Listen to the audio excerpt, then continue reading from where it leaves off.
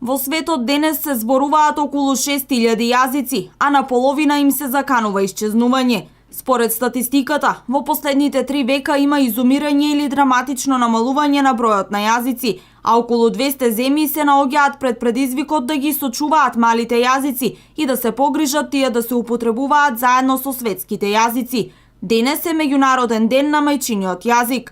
Во Штипската библиотека општина Штип и двете детски градинки го одбележаа меѓународниот ден на мајчиниот јазик. Денеска во библиотеката со дечињата имавме креативна работилница. Децата разговараа со писател господинот Трајче Кацаров, им беше прочитана приказна, односно песнички од книгите на Трајче Кацаров, потоа гледа приказни на македонски јазик и искаравме, односно од креативната работилница, децата изнесоа една порака за зачувување на мајчиниот јазик. Потенцирам дека родителите, семејството е првата база, првото од што треба да започнеме и да го продолжиме почитување на употреба на почитување на мајчиниот јазик, значи родителите правилно да им зборуваат на децата колку што е можно повеќе.